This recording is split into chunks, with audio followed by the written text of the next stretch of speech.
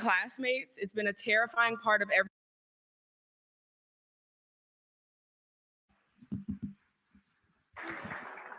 Hi. This is a powerful room. I'm so grateful to be here. Hi, everybody. My name is Kaya Hector. I'm a rising junior at Howard University studying. Yep, you know. I'm studying community development and political science, and I'm also a proud Prince George's County native. Yes. Gun violence has felt like a long constant in my life, with it constantly claiming neighbors and classmates. It's been a terrifying part of everyday life for me, as I'm sure a lot of you have felt the same way. For much of my life, I was under the assumption that gun violence is something that was normal and that there's nothing that we can do about it and that it would just continue to exist. That was until I found this movement and got involved in the gun violence prevention movement. And in this movement, I've seen that there is a world in which youth and adults alike across the country are given a fair chance at living their lives out to their fullest potential. I am excited to introduce 3 champions in this fight. I will now introduce the panelists. He is the Deputy Director of the Office of Gun Violence Prevention. Please welcome to the stage, Greg Jackson.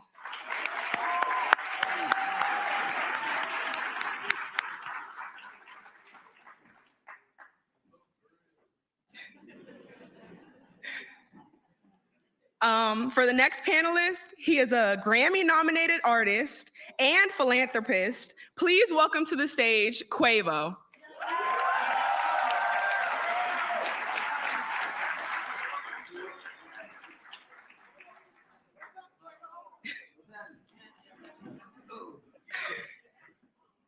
Next, she is the first Black woman to be elected as vice president, the first HBCU graduate to hold the office of vice president, and leading the first ever White House Office of Gun Violence Prevention. As a trailblazer and someone who is no stranger to firsts, the vice president is a testament to the heights we can reach in this movement. And now it is my honor to introduce a fellow Bison, the first woman to be elected vice president of the United States, Kamala Harris.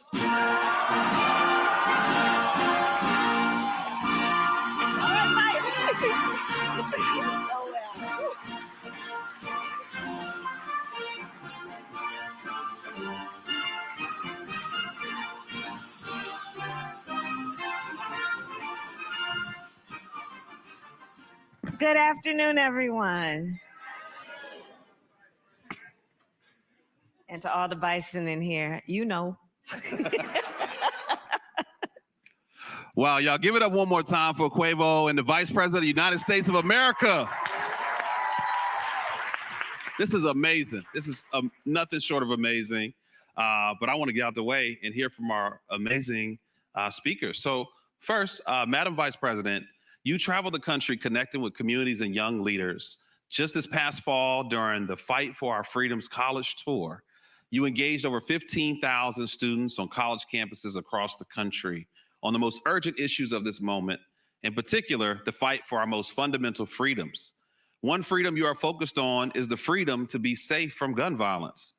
And so it's no surprise that you oversee the first ever White House Office of Gun Violence Prevention. Now, what can we do from your perspective to end this senseless violence? And how is the administration leading on this issue? Thank you, Greg. Let me just start by talking about Quavo. So Quavo and his mother and his aunt, Takeoff's mother, a sister, came to my office in the West Wing of the White House to talk about this issue. And it was a difficult conversation that day. Because the issue is such a difficult one. And I know there are a lot of families here and survivors, and the pain that is associated with gun violence in America is almost unspeakable. And it is everywhere. And what Quavo has been doing with the Rocket Foundation to translate that pain and that grief into something that is about creating strength and empowerment in the community, including among our young people, is really extraordinary. And as I said to you that day, Quavo, in my office, that you have chosen to use your celebrity, the gift that you have as an artist, to talk about and actually work on with action this issue is really extraordinary. You are an incredible leader and a national leader on this. And I thank you for that as the head of the first White House Office of Gun Violence Prevention and as Vice President of the United States. Thank you, thank you. Really, really. And so this issue is, well, let me just start with this. It doesn't have to be this way. And we have to hold on to and remember that. It does not have to be this way. We cannot ever normalize this. We cannot ever get used to it. And we certainly cannot accept it. We need to understand that everyday gun violence is as serious as mass shootings, that any life lost, any life that has been impacted by gun violence is one life too many. We have to think about this in the many ways that the injury occurs, which includes, of course, the tragedy of life that is lost, but also the trauma that is an additional form of injury that can exist for a lifetime if we don't put resources into calling it what it is and putting the resources into diagnosis and treatment. Let's think about it in terms of the tragedy that gun violence in America is the #1 killer of the children of America. Not car accidents, not cancer, gun violence. 1 in 5 Americans has a family member that was killed by gun violence. Gun violence, Black victims of gun violence, 10 times more likely to be a victim of gun violence. So it's a real issue that requires everybody's priority in terms of addressing it. And there are many ways to do it that include also what we need to do around election time, which is about recognizing that too many people who I will call cowards have been pushing this false choice to suggest you're either in favor of the Second Amendment or you want to take everyone's guns away. That's a false choice. I'm in favor of the Second Amendment. I also believe there is no reason why we have assault weapons on the streets of America. They are weapons of war. We need an assault weapons ban. I'm in favor of the Second Amendment. I'm in favor of the Second Amendment, and we need universal background checks. I'm in favor of the Second Amendment, and we need red flag laws. And we need the people in the United States Congress to have the courage to stand up to the gun lobbyists and take action around what is just reasonable. Universal background checks. You just might want to know before someone can buy a lethal weapon. If they've been found to be a danger to themselves or others, you just might want to know. That's reasonable. Assault weapons. Assault weapons are designed to kill a lot of people quickly.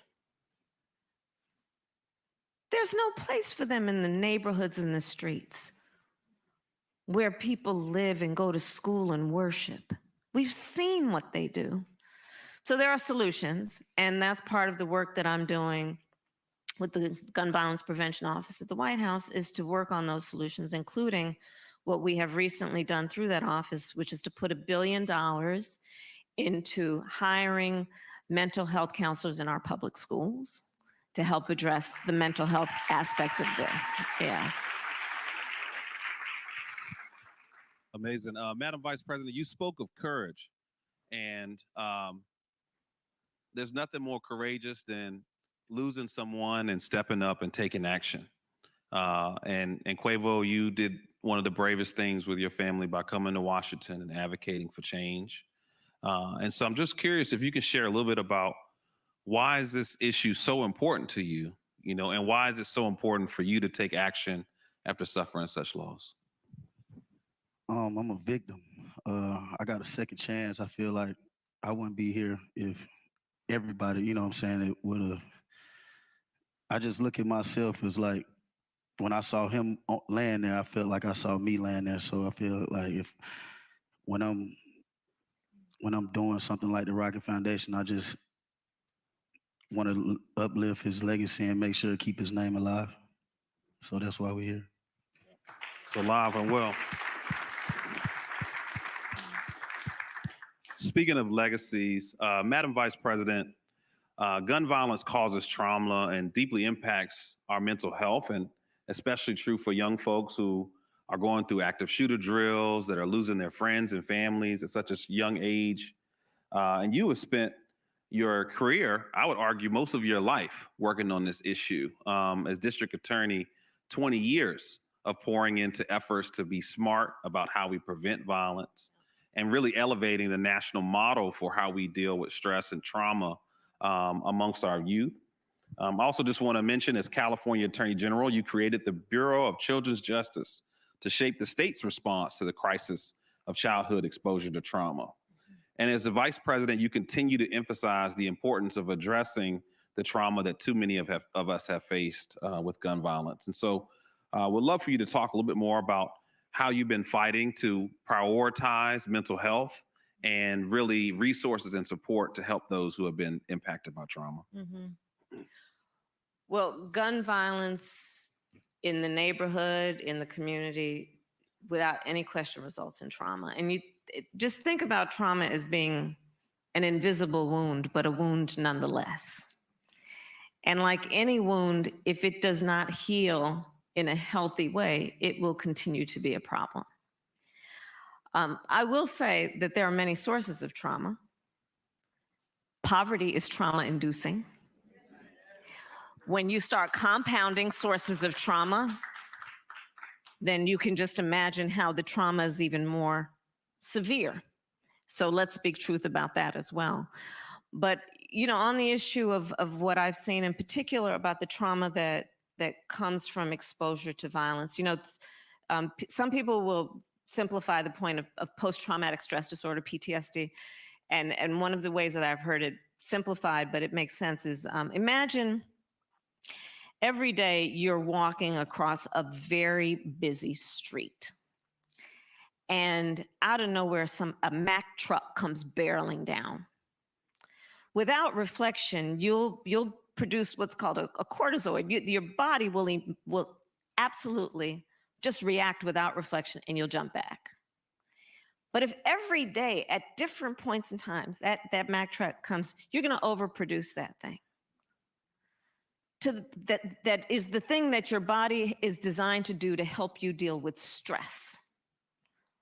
But when you overproduce it one day, as this example goes, you're walking across the street, you look up, you see that Mack truck coming, and you keep walking. Because you've so overproduced this thing that it makes you numb.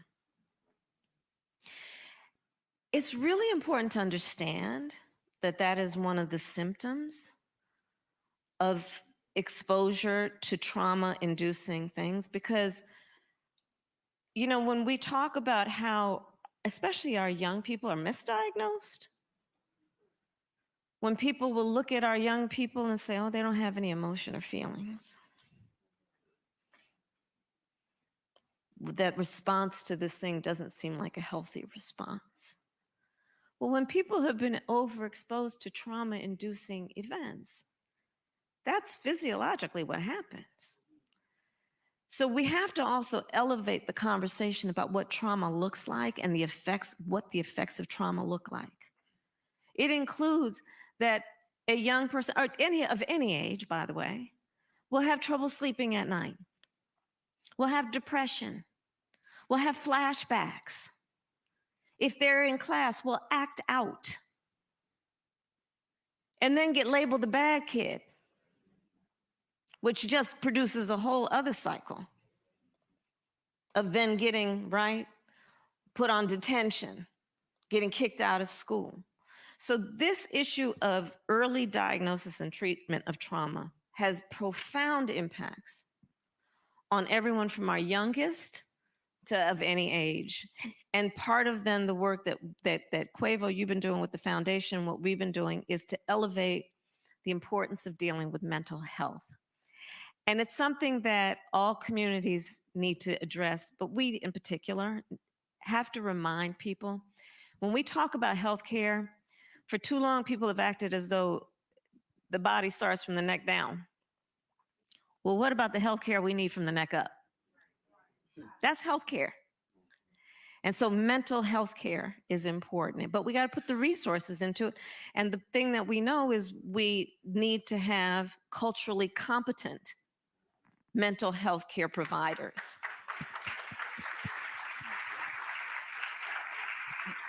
You mentioned, Greg, I did the college tour last fall, and I went to a number of schools, including our HBCUs, of course, and I would challenge the young people. You know, like there was back in the day, challenging people to go into public service. I'm challenging our young leaders. Think about a calling for yourself in the profession of mental health, whether it be from being a therapist to being, you know, going to medical school. But we need more people doing this stuff. And the one thing that I find with our younger leaders is they're more willing to talk about mental health than people of older generations. And I think I see that as a sign of opportunity. But to meet them where they are and what they're asking for, we need more resources going into the treatment. And I think we can get there. And we've already, for the work that we've done, over 300 mental health counselors in the public schools of Georgia as a result of the work the president and I have done. And I will add one more thing. Please pass the word. There's a crisis line that we've set up, 988. And here's the thing to let people know about that. You can be anonymous. You can text it, you can call it. You can have a conversation. Sometimes it's just about creating safe places for people to talk, just to be able to talk.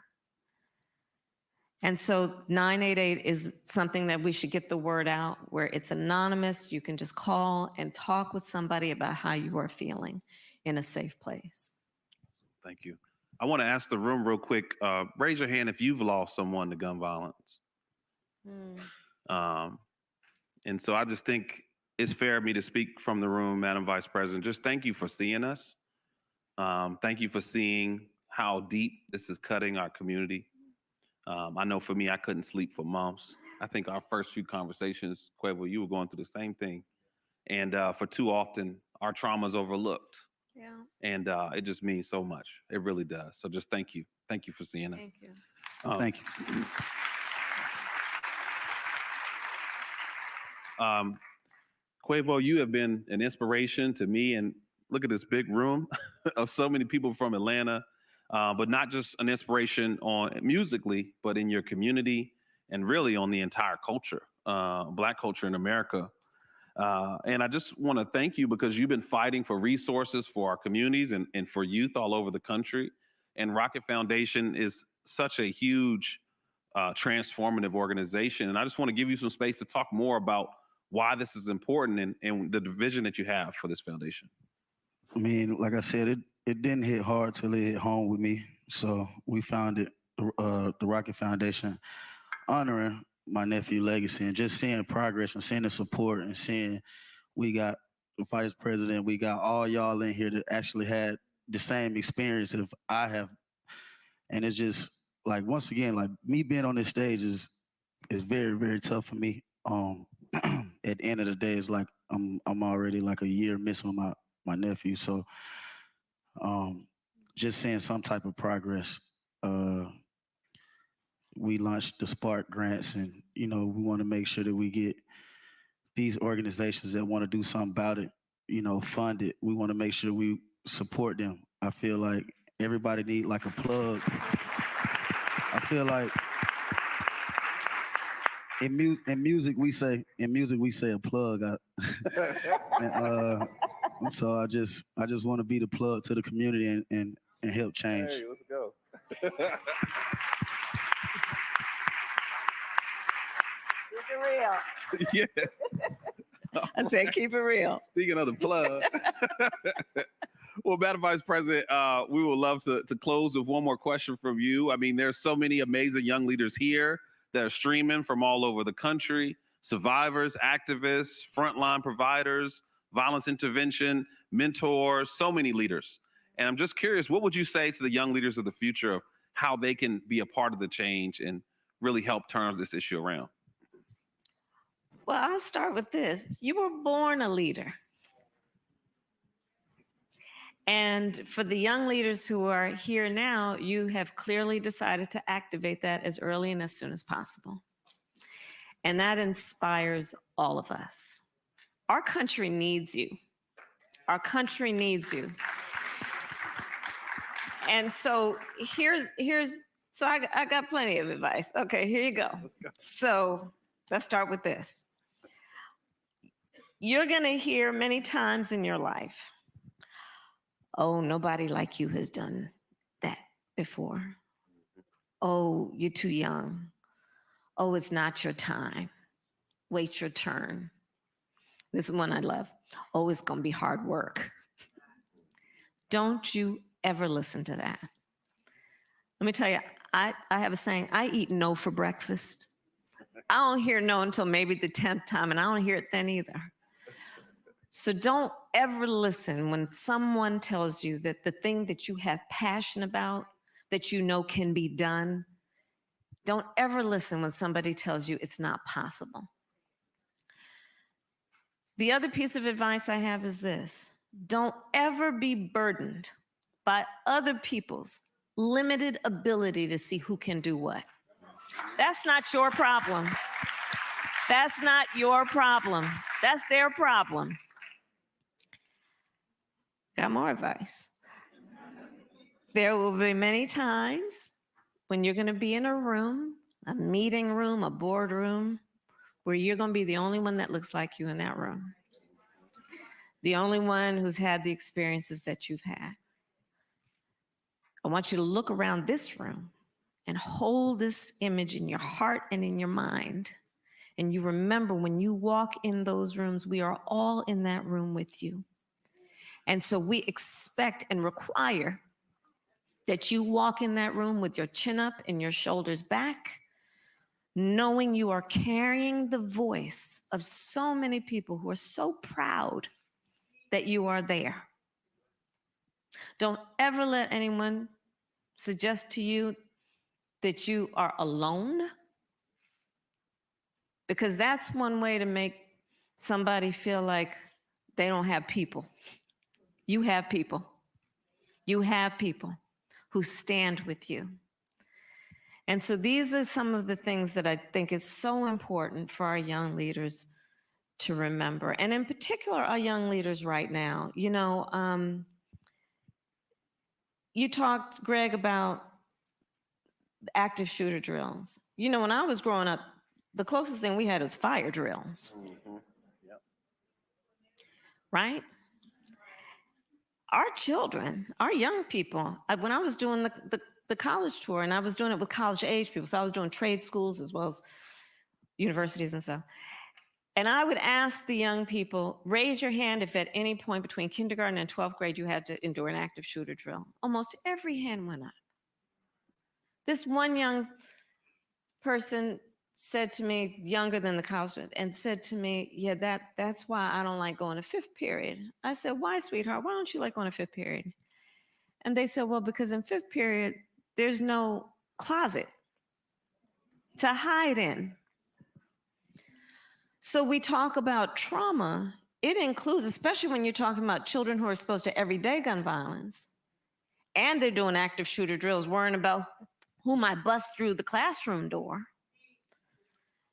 Think about what our children are carrying in terms of the fear, when their beautiful big brains should be open to the wonders of the world and being taught about the wonders of the world and excited about that.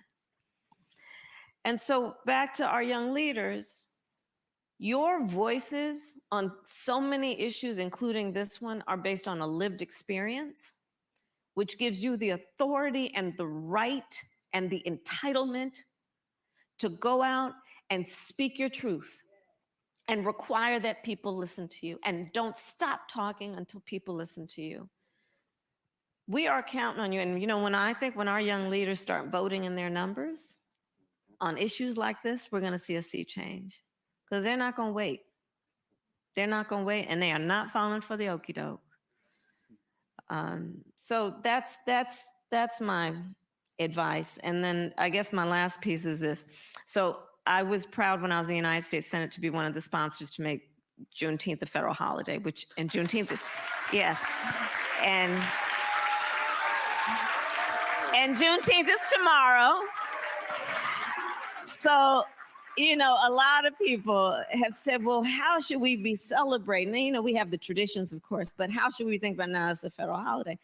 So one of the things that I've issued as a call to action, so I would invite everyone to participate, is among the many ways that you celebrate Juneteenth, think about how you can ask just your neighbor or your cousin or somebody to make sure they're registered to vote. Let's think of it as a day of action to register people to vote as well for Juneteenth. So Sure. There we go. I just want to add one quick thing for all the young folks out there. We have our great partners at AmeriCorps that are here as well. And so Yes. Please give them a big round of applause. And there are over 500 sites of AmeriCorps where you can sign up and join the team officially to help us address the issue of gun violence. And don't we have some paid jobs in the connection with AmeriCorps? Oh, yes, ma'am. Let's talk about that. Yes, ma'am. The average program pays $2,914 a month. But who's counting? But there are great programs to get you started, and we would love to have you be a part of your service work and being paid for that effort. So, and one last thing I'll just share. Oh, yes, please, sir. I just want to shine light on the Rocket Camp and go back to how she said everything started with the youth. So what we will be doing, we gonna open up the Rocket Camp and have where are my Rocket Camp kids at? What are they in here? Okay, cool. Yeah, so yeah, right there. Yeah. We're gonna keep them boys. Oh my goodness. Yes, sir. Yes, sir. Oh. So I'm gonna make sure I pull up to the camp, and we're gonna make sure we play basketball, have some fun things, and at the same time, it's gun prevention programs and many other programs in there. So I'm hands-on. I will be coming to see y'all boys Rocket Camp. That's right. Oh, that's wonderful. So, Madam Vice President, would you like to share the last word? We have more work to do, but good work is happening. And let's not let anybody make us think that we cannot make a difference. There's so many people here they raise their hand. You've been through so much. And it's never ending in some ways, but we can't let these circumstances take away our purpose and our knowledge that we can make a difference. And I look at this leader, at Quavo, as an example of that. You inspire so many people, including me. Thank you. Because this is exactly what leaders do.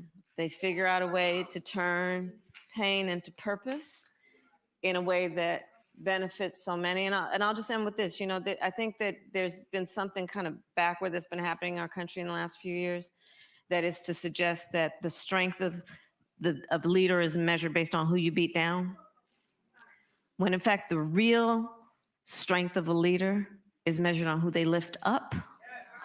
And that's what you are doing. Yes. Please give it up one more time, y'all, for Quavo and the Vice President of the United States of America.